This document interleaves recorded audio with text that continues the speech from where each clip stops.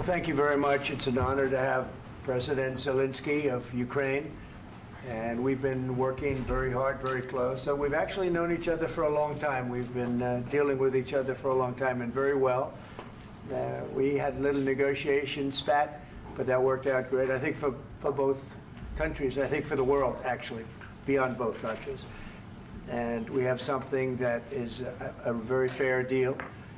And we look forward to getting in and digging and working and getting some of the rare earth. But it means we're going to be inside, and it's a big commitment from the United States, and we appreciate working with you very much.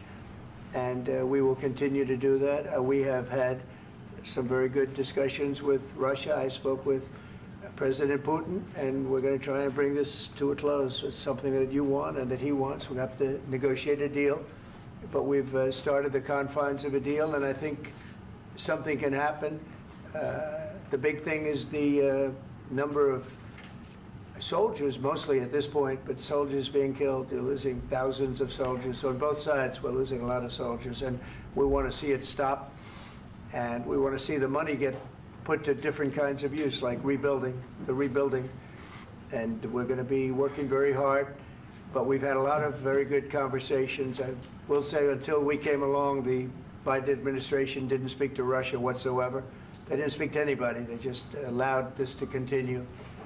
And I will say that, I'll say in front of you, you've heard me say it 1,000 times, if I were president, this war would have never happened. We would have had a deal negotiated for you without having to go through what you've gone through. But your soldiers have been unbelievably brave. We've given them great equipment, but somebody has to use the equipment. They've been unbelievably brave, and we give them great credit. This was supposed to be over very quickly, and here we are 3 years later. So I give tremendous credit to your generals and your soldiers and yourself in the sense that it's been very hard fighting, very tough fighting. They're great fighters. And you have to be very proud of them from that standpoint. But now we want to get it over with. It's enough, right? We want to get it over with. So it's an honor to have you here. Thank you very much for coming. We're going to sign the agreement at the conference in the East Room in a little while, right after lunch. And we'll be having lunch together. We're also discussing some other things. And we appreciate everybody being here. It's somewhat of an exciting moment, but the really exciting moment is when they stop the shooting and we end up with a deal. And I think we're fairly close to getting that, and an honor to have you. And please, I'd like to say something. Yeah, thank you so much, Mr. President. Thank you for invitation. And really, I hope that this first document, will be first step to real security guarantees for Ukraine, our people, our children. I really count on it. And of course, we count that America will not stop support. Really, for us, it's very important to support and to continue it. I want to discuss it with details further during our conversation, and of course, the infrastructure or security guarantees. Because for today, I understand what Europe is ready to do. And of course, I want to discuss with you what United States will be ready to do. And I really count on your strong position to stop Putin. And you said that enough with the war. I think that is very important, Ben, to say these words to Putin at the very beginning of war, because he is a killer and terrorist. But I hope that together we can stop him. But for us, it's very important to, to save our country, our values, our freedom, and democracy, and of course, no compromises with the killer about our territories. But it will be later. And of course, what I wanted, we spoke about it by phone with you, about the drones production. We have very good drones production. I think the best one in the world for today because of the war. Yes, and of course, we need very much the air defense. You have the best air defense in the world, and really you helped us under attacks of Russians. And I want to speak how we can exchange the licenses. We're open to share the licenses of all our drones with you, of course, with the United States. And we need licenses for quick production of air defense. Even after the war, we need our nation to be calm, that we are secure. So that's why we need this air shield. And of course, about this I want to speak about the contingents. I think that France and UK already spoke to you, and we know that Europe is ready, but without the United States, they will not be ready to be as strong as we need. And the last point, last not least, about exchange, about our people and children. And you know that these crazy Russians, that they stolen 20,000 of children, Ukrainian children. They changed their names, they changed their families, relatives, and now they're in Russia. We want to bring them back, and really, it's a big dream, task, and goal for me, and our warriors. By the way, Mr. President, we exchanged, released more than 4,000 warriors from Russian prison, but there are thousands more in the prison. I wanted to share with you some images. How it's, can I now? Yeah, Have I? please. Some minute, 1 minute. Just you to understand in what circumstances, in what situation they are, and what the attitude of Russia to our prisoners. That guys, just you before and after.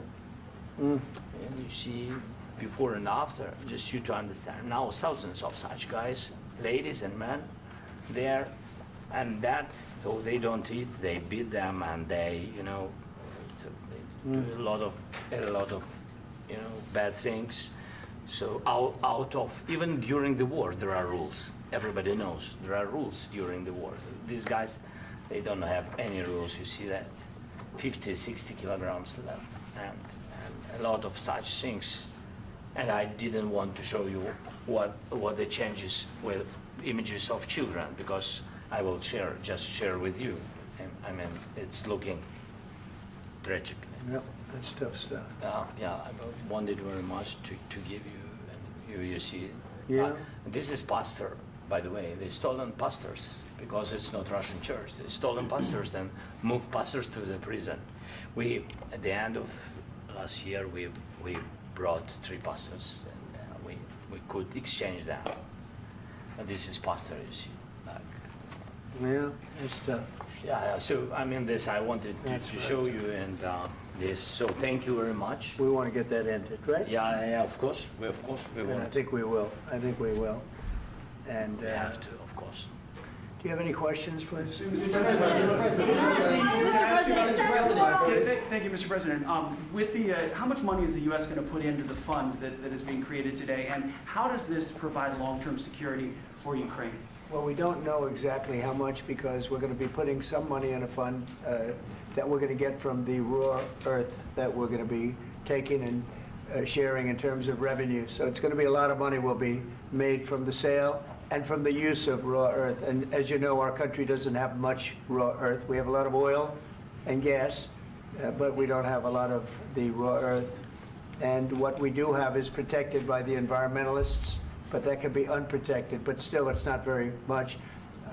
They have among the best in the world in terms of raw earth. So we're going to be using that, using it for all of the things we do, including AI, and including weapons and the military, and it's really going to very much satisfy our needs. So it's something that just worked out really well. We have a lot of oil, and we have a lot of gas, we have a lot, but we don't have raw earth. So this has just about every component of the raw earth that we need for computers, for all of the things we do. And This puts us in great shape. And on long-term security for Ukraine, how does this provide? I think they're going to have great luck. I think once we make the agreement, that's going to be 95% of it. They're not going to go back to fighting.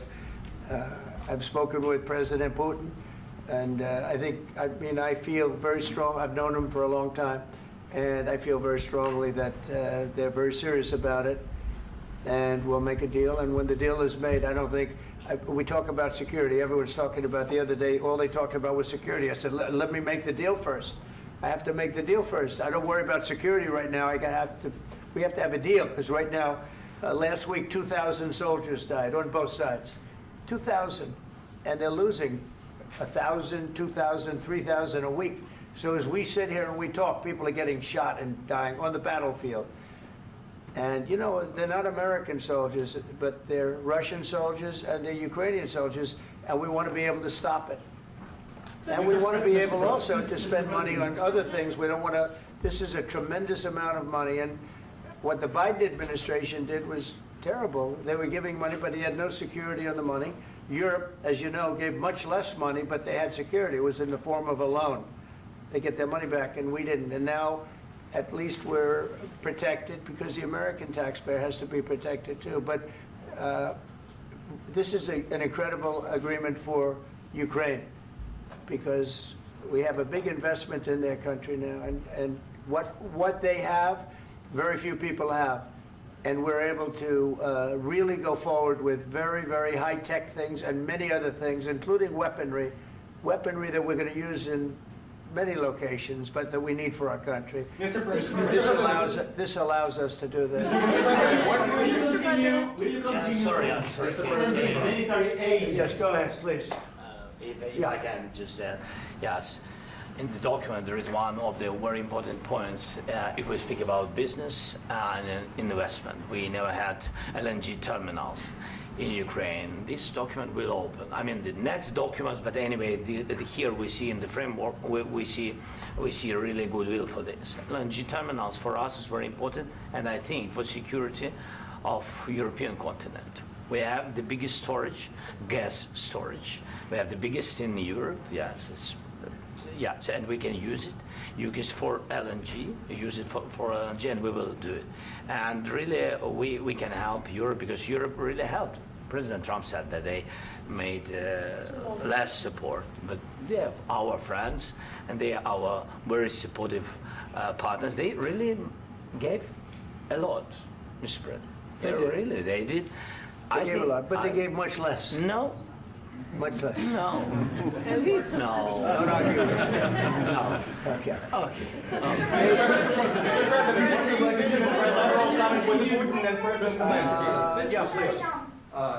Mr. President Trump, you have repeatedly called the deal with Ukraine as a historical one. And as a President of the United States, you make historical decisions in other issues which affect America and other world. So what place in the world history do you want to take? And do you associate yourself with any famous historical figures? Yeah, I'd say George Washington, Abraham Lincoln. I would say I'm far superior to George Washington and Abraham Lincoln. Now, you know I'm only kidding, right? Because when I say that, the fake news is going to go wild. They're going to say he considers himself to be better than Washington. But you never know. You never know. I don't compare myself to anybody. I'm here to do a job. We've had a great 35 days or whatever it might be, a month, a little more than a month. We've accomplished tremendous amounts. Not only this would be a very great achievement if we could get the war stopped and get them back to normalization. I think that's going to happen. We've had very good talks on both sides, as you know. But I think we've done a very good job, just generally. If you look at all of the things we've done in 30 days, they're saying there's never been a opening for a president. The first month, there's never been a first month like we've had.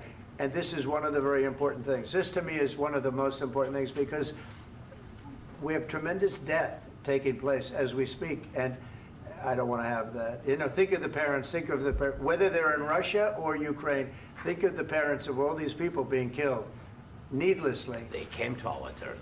Should have never started. This would have, if I were president, this would have never started. Mr. President, where has out your commitment? Mr. President, will you continue sending military aid to Ukraine after the U.S. signs this agreement with Ukraine? Yeah, we're And the going to be question continuing. to President Zelensky, do you feel like the U.S. is on your side, that President Trump is on your side at this moment? Right. What do you think? He wants to know, do you think that, sort of a stupid question. I guess we wouldn't be here if I wasn't. I think that the United States on our side from the very beginning of occupation, and I think that President Trump on our side, and of course, I'm sure that the United States President will not stop support. This is crucial for us. It's important for us. Yes. And Putin, the president speaks about the people and the soldiers which are dying, but they came to our territory, they came to our land. They began this war, and they have to stop. And I think this is the question, with really the most important question. Can President Trump, I hope yes, with some other allies, to stop Putin, withdraw these enemies, our enemy, withdraw these troops from our land? And I think that you asked about the history, I think that if President, or when, he will stop Putin, if President Trump will bring peace to our country, I think he will be on this wall. I think. We've had very, very good talks. What about military aid to Ukraine? President Zelensky just said that there would be no compromises with Vladimir Putin. I just wanted to ask both of you, firstly, are there compromises that you think that President Zelensky is going to have to make? And President Zelensky, is there anything that you might be thinking that you may be able to offer or bring to the table, for example, elections? Thank you. I think you're going to have to always make compromises. You can't do any deals without compromises. So certainly he's going to have to make some compromises, but hopefully they won't be as big as some people think you're going to have to make. That's all. That's all we can do. I'm here as an arbitrator, as a mediator to a certain extent between two parties that have been very hostile. To put it mildly, they've been very hostile. There's been a vicious war. There's been a vicious war. You know, it's a very level battlefield, and those bullets go out, and as I've said many times, we were talking about it with Pete, many times the only thing stopping those bullets is a human body. And in the case we're talking about, generally young human bodies are stopping a lot of bullets. It's dead level. That's why it's great farmland. It's great land. It's great farmland, but there's very little protection against the bullets that are being, and other things that are being shot. So all I can do is see if I can get everybody at the table and get an agreement. And I think we're going to end up with an agreement. Otherwise, I wouldn't probably be even here today. Mr. President, I've got two questions for you. You think ultimately your legacy will be the peacemaker and not the president that led this country into another war and ended foreign wars? And I've got a question. I hope it will. I mean, I hope I'm going to be remembered as a peacemaker. This would be a great thing if we could do this. I'm doing this to save lives more than anything else. Second is to save a lot of money, but I consider that to be far less important. So I hope I'm going to, thank you, Brian, for that question. It was a nice question. I hope I'll be known and recognized as a peacemaker. This would be a great thing to solve. This is a very dangerous situation. You know, this could lead to a third world war. This was headed in the wrong direction. If this election were lost, if we didn't win this election, and by we won it by a lot, that was a mandate. We won every swing state. We won the popular vote by millions and millions of votes. We won everything. The districts, you look at the areas of red, take a look at a map. This was a big mandate, and this was one of the things. I said, we're going to get this thing settled.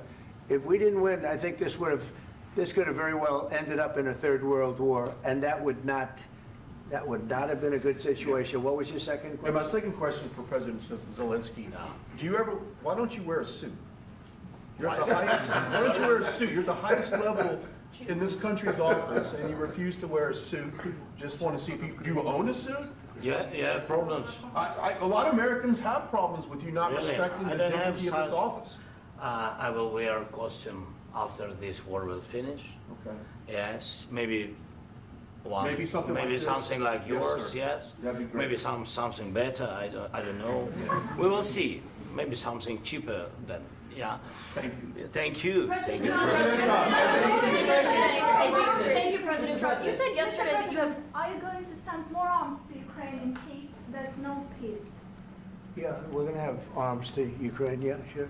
Hopefully I won't have to send very much, because hopefully we're going to have it finished. We're looking forward to finishing this quickly.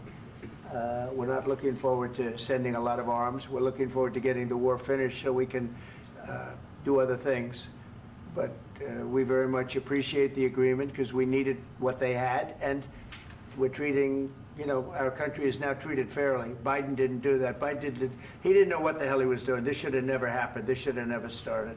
But, you know, sure, the answer is yes, but hopefully we won't have to send much because I'm looking forward to getting it done quickly, very quickly. Does that mean you'll provide security guarantees, Mr. President? I don't want to talk about security yet because I want to get the deal done. You know, you fall into the same trap like everybody else. A million times you say it over and over. I want to get the deal done. Security is so easy. That's about 2% of the problem. I'm not worried about security. I'm worried about getting the deal done. The security is the easy part. Security is very nice. Everybody stopped shooting. And now will Europe put people there? I know France is going to. I know the UK is going to. I know other countries are going to, and they happen to be right next door. We haven't committed, but we could conceivably. You know, we have security in a different form. We'll have workers there digging, taking the raw earth so that we can create a lot of great product in this country. So in that sense, you have something, but we haven't determined that yet. I will say, in speaking to France and in speaking to, and they were here, as you know, last week and just the other day, they have committed to a lot of security. I don't think you're going to need much security. I think once this deal gets done, it's over. Russia's not going to want to go back, and nobody's going to want to go back. President When Zelensky shaking when his this head deal no. ends, I really believe this deal is going to be over. The way of- Question? Yeah, please go ahead. Thank you. Go ahead. Thank you so Mr. much. President, thank you. You had Mr. Macron and Keir Starmer at the White House this past week, both of whom praised your courage and conviction to lead the pathway towards peace. Yes. Part of that involved, though, re-engaging Russia in diplomatic relations, something that previous leaders lacked the conviction to do so. What gave you the moral courage and conviction to step forward and lead that? Well, I love this guy. Who are you with? One American News, sir. Well, that's why I like him. One American News does a great job. I like the question. I think it's a very good question. It's a pathway to peace. It's a pathway to getting something solved. And I feel that as the head of this country, I have an obligation to do that. Plus, you know, we're very much involved. We got involved. It's too bad we got involved because there should have been no involvement because there should have been no war. And there shouldn't have been October 7th. That would have never happened. As you know, Iran was broke. They had no money to give to Hezbollah. They had no money to give to Hamas. They were stone cold broke. And then under Biden, they became rich as hell. They went from no money to $300 billion in a period of 4 years. And they gave a lot of that money away, and you see what happened. And that's a real mess also that we hope to be able to solve. But no, I appreciate your question very much. It's just, I feel I have an obligation to try and do something to stop the death. If I can answer, yes, if I can answer, Please, sorry, go ahead. please. And I do like your clothing, by the way. Yeah, really? Even though I think he's a Yeah, great guy, yeah. by the way. But I don't know if you two like each other, but you know what? I think he's No, dressed, I think he's why? I dressed like beautifully. this guy. I don't know I think him. he's dressed beautifully. So I have more serious things than answer on such Yeah, questions. sure, that's I will okay. answer on more serious That's a good questions if statement. I can. Yeah, it's good. Yeah, so please, about security guarantees and about just ceasefire. We can't just speak about ceasefire and speak. It will not work. Just ceasefire will never work because I'm like a president. I have this experience, and not only me. Ukraine before my presidency, from the 2014, Putin broken 25 times. 25 times he broken his own signature. 25 times he broken ceasefire. But he never broke to me. He never broke to No, me. you were the president. He You never were the broke- president he during. never broke to me. In 2016, you've been the president, Mr. President. You've been the president, but he had, of course, not with you, but he had during those period. He had conversations with our side, and we had Normandy format. You know, the France, Germany, Ukraine, and Russia, and he broken 25 times. That's why we will never accept just ceasefire. It will not work without security guarantees. Security guarantees, maybe President is right about this document and other, but this document is not enough. Strong army is enough because his soldiers afraid, Putin's soldiers afraid of our soldiers when we're strong enough. If we are not strong enough, if we are empty, if our storage is empty, we can't defend our land. Today, you know, he knows that we have all the world knows that we have meeting, yes? Why he's using ballistic? Putin today using ballistic on our hospitals, schools, and etc. Ballistic. So he knows that we are here and that President Trump is really have goodwill to stop this war. And you hear now the president. So why he's using? So he doesn't want to stop. He doesn't want. But I hope that we will do it. Really, we'll do it. Security. When we speak about security guarantees, when the Europeans are ready for contingents, they need USA backstop. If there will not be United States, we will not never have any contingents, strong contingents from the Europeans, because they don't want to divide alliance connection between the United States and the main and strongest ally and Europeans. And this is crucial, this is important. That's what we want to speak about very much. This is very important. And air defense.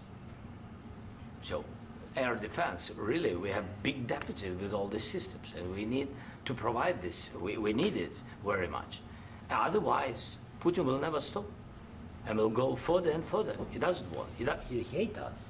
You know, it's not about me. He hates Ukrainians. He thinks that we are not a nation. He thinks, and he shared these thoughts. I think maybe with your team also. I don't know, but with all the Europeans, in media, officially and not, he always said that there is no such country, such nation, such language, and such life like Ukrainian. No, he really doesn't respect all the Ukrainians, and he wants to destroy us. And you are right, Mr. President, that's 2%. This document, maybe other documents, it's a very good start, very good, but it will not enough to stop this person. Should Russia pay to rebuild Ukraine? Mr. President, under these Should Russia pay to I asked rebuild Ukraine? They have to Zelensky pay. this question. You This didn't is like the rule. because This is the rule of because the war. I'm This is sorry. the rule of the war. During all the centuries, all the history, this is the rule of the war. Who began, those pay. Do you agree, This is the President rule. Putin began this war. He has to pay all money for innovation. He has to pay. Of course, some Russian assets, what we have in Europe, about 300 billion, we can use them. We can use for innovation and buy military support from the United States also. We can do it, but it's not enough. It's not enough. Under these circumstances, do you envision a trilateral summit with Because I want Putin to and know- President Zelensky? Wait 1 second. I asked this question that you didn't like because I wanted to know if you want to position yourself in the middle between Russia and Yes. Ukraine or on the Ukraine side. No, I'm in the middle. I want to solve this thing. I'm for both. I want to get it solved. And it's wonderful to speak badly about somebody else, but I want to get it solved. If we can solve it, great. If we can't solve it, they're going to have to fight it out, and who knows what's going to happen. But I want to see it get solved. May I follow up? One more question about U.S. troops in Europe. After Russian invasion of Ukraine, your predecessor sent additional troops to Eastern Europe, including Poland, my country. Yeah. Are you committed to keeping these troops on the eastern flank of NATO in the future? I'm very committed to Poland. I think Poland has really stepped up and done a great job for NATO. They, as you know, they paid more than they had to. They are one of the finest groups of people I've ever known. I'm very committed to Poland. What about Baltics? Poland's in a tough neighborhood, you know. What about the Baltics? The Baltics, they got a lot of, it's a tough neighborhood too, but we're committed. We're going to be very committed, and we're committed to NATO. But NATO has to step up, and the Europeans have to step up more than they have. And I want to see them equalize, because they are in for far less than we're in, and they should be at least equal. You understand that? Why is the United States, we have an ocean in between, why is the United States in for so much more money and other things as Europe? With that being said, and as you said, they've also been obviously very helpful, but we have put in far more than they have, and I think they should equalize. Mr. President, under Yeah, please, go Can I ahead. ask you about the agreement again today? What changed between the first time that Secretary Bessent gave President Zelensky the agreement and today for the signing? We made a deal. So What was the I'm just- deciding factor? I'm a business person. We made a deal. That's what changed. Along with minerals. I didn't think we were going to make a deal, and We ended up making the deal, so that changed. Mr. President, what and how do you envision a trilateral summit with President Zelensky and Putin? I don't know, under but these well, they circumstances? don't like each other, I can tell you that. Okay? They do not like each other. This is not a love match, and it's unfortunate. That's why you're in this situation. The United States should not have allowed this to happen, okay? The United States, run by a man that didn't know much, I'm going to be very nice, run by an incompetent person, very incompetent person, should never have allowed this to happen. I've stopped wars. I've stopped many wars. My people will tell you, I stopped wars that nobody ever heard about. I stopped wars before they ever started. You can look at some of, I could give you a lot of nations that would tell you right now they were probably going to war. I could tell you right now there's a nation thinking about going to war on something that nobody in this room has ever even heard about. Two smaller nations, but big, still big. And I think I've stopped it. But this should have never happened. Mr. President. About sorry, just a second. About any negotiations. First of all, I want really to tell you, and I think that everybody understands that Ukraine, more than Ukrainians, nobody wants to stop this war.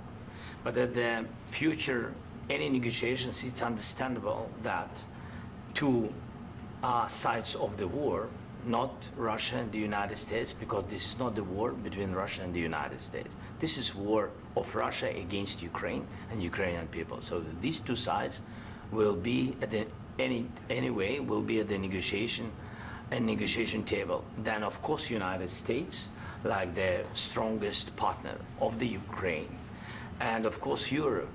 I think Europe is very important. I want to speak about it with the president. Yes, Europe is very important for us because we really defend Europe for today. All Europeans really recognize that we are defending the line, and they have real life, and our people are dying. That's why they helped us. And also, it's about the NATO. Yes, between, like the president said, you have big, nice ocean. Yes, between us. But if we will not stay, Russia will go further to Baltics and to Poland, by the way. But first to the Baltics. It's understandable for them because they've been in the USSR. You know, they've been one of the republics of the USSR, and Putin wants to bring them back to his empire. It's a fact. And when he will go there, if we will not stay, you will fight. Your American soldiers, it doesn't matter, do you have ocean or not, your soldiers will fight. Mr. President, would you be willing to visit Ukraine, maybe Kyiv or Odessa, which is known to be at the Riviera or Black Sea? It was my question. I'm sorry. I don't want to talk about Odessa now. Let's not talk about Odessa. I want to talk about making a deal, getting peace. We don't have to talk about Odessa, but a lot of cities have been destroyed. There are a lot of cities that are not recognizable. There's not a building standing. No. And a lot of things have Mr. to President, happen. you have to come and to look. No. We have very good cities. Yes, a lot of things been destroyed, but mostly cities alive, and people work, and children go to school. Sometimes it's very difficult. Sometimes closer to front line, children have to go to underground schools or online. But we live. Ukraine is fighting, and Ukraine lives. This is very important. And maybe it's Putin is sharing this information that he destroyed us. No, he lost 700,000 people, 700,000 soldiers. He lost everything. Yes. So, Mr. President, one more. I mentioned Poland. Please, go ahead. When did you last speak with President Putin, and what did he say that? A couple of days ago. And what did he tell you that gave you the assurance that he wanted peace? Well, that's what I do. My whole life is deals. I know pretty good. And I've known him for a long time. I've dealt with him for a long time. He had to suffer through the Russia hoax. You know, Russia was a hoax. It was all Biden. It was nothing to do with him. So he had to suffer through that, and he was able to do that. I think that he wants to make a deal, and he'd like to see it end. That's all I do. That's what I do. My whole life, that's what I do is make deals. And I'm in the middle of a mess because this is a real mess. It's a very dangerous one. If this doesn't get solved now, it's not going to get solved for a long time. So I hope we're going to get it solved. In the back, please. Thank you, Mr. President. Prime Minister Starmer claimed repeatedly that his government believes in free speech and was not engaged in censorship. But his country's government arrests people for memes and thought crimes, and even more worrisome is pressuring American companies to censor Americans on his behalf.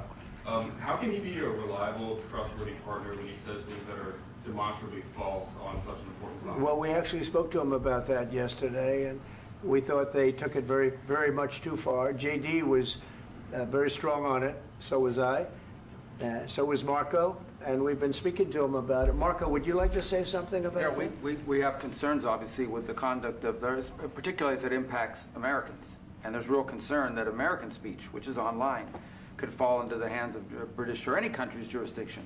And so this is a point the Vice President made at Munich, and I think it's a very compelling one, that what unites us with Europe, as much as anything else, is these shared values, and one of them being free speech. And so if Americans are threatened by it, we're going to need to take action in that regard. Mr. President. It's actually a very important question. We spoke about this in detail with the Prime Minister, the Foreign Secretary, and others at lunch yesterday, and I know that Secretary of Commerce Lutnick followed up in private meetings last night. This is really important. We believe Americans have the right to speak their mind, even if we in this room disagree with them. They have the right to speak their mind in the public square, which is often online these days. And we're going to defend that right as it pertains to American companies and American citizens vigorously if we have to. I do think that under the President's leadership, we're going to find common ground with our friends in the UK on this question, but it remains to be seen. The principle that will guide us is we believe in free speech in this country, and we'll fight for it for American citizens. Mr. President, on the deal, is there any other oil and gas component to the deal? Is it all critical? A little bit. We'll see. On LNG? But we're not really looking for that so much. We got a lot. We have more than anybody in the world, by far. So no, we're not talking about it too much, but a little bit. I think it affects also, but for the most part, no. And sir, is there any agreement from Ukraine to purchase U.S. LNG as part of the deal, or is that on the table at all? No, we don't need that. Mr. President, I just wanted to ask you about, you just mentioned that you'd spoken to Vladimir Putin a couple of days ago. Just to be clear, that's a new call, not the one that you... I've spoken to him on numerous occasions. Okay, and how was the latest call? What did you discuss? How did it go? Are you serious with that question? I am, I'd love to know. It went well. I think we're going to have a deal. On the minerals deal, Mr. President, some of those minerals are in the east of Ukraine, not far from the front lines and in areas that Russia has occupied. Will you direct President Putin to withdraw his forces from those areas if there's U.S. interest? Well, we'll take a look at the time. We have a lot of area. It's a very big area we're talking about, so we'll take a look. I'll study that and I'll see. And who would protect those minerals if they are U.S. interests? Would that be Ukrainian forces? They'll be protected. European The agreement forces? will protect them. U.S. The agreement, yeah, we're signing an agreement. You know? Right, but what if Russia tries to invade or there's Russian aggression in those spots? I just told you, I don't think that's going to happen. And if that were going to happen, I wouldn't make a deal. If I thought that was going to happen, I wouldn't make a deal. Some people may wonder why. You know, they ought to focus on CNN on survival, not asking me these ridiculous questions. Focus on surviving, because CNN's got such low ratings, I don't think they're going to survive. Let's go. Please, go ahead. I already mentioned Poland. Poland was under Russian control for decades after the Second World War. When I was a kid, I looked at the United States not only as a most powerful country, richest country in the world, the country that has great music, great movies, great muscle cars, but also as a force for good. And now I'm talking with my friends in Poland, and they are worried that you align yourself too much with Putin. What's your message for them? Well, if I didn't align myself with both of them, you'd never have a deal.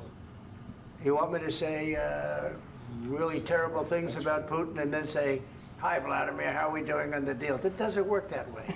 I'm not aligned with Putin. I'm not aligned with anybody. I'm aligned with the United States of America and for the good of the world. I'm aligned with the world, and I want to get this thing over with. You see the hatred he's got for Putin. It's very tough for me to make a deal with that kind of hate. He's got tremendous hatred, and I understand that, but I can tell you the other side isn't exactly in love with, you know, him either. So it's not a question of alignment. I'm aligned with the world. I want to get the thing set. I'm aligned with Europe. I want to see if we can get this thing done. You want me to be tough? I could be tougher than any human being you've ever seen. I'd be so tough.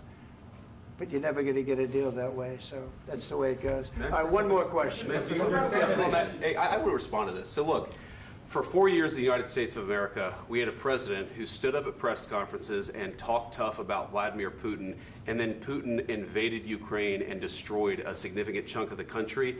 The path to peace and the path to prosperity is maybe engaging in diplomacy. We tried the pathway of Joe Biden of thumping our chest and pretending that the President of the United States' words mattered more than the President of the United States' actions. What makes America a good country is America engaging in diplomacy. That's what President Trump is doing. Can I ask you?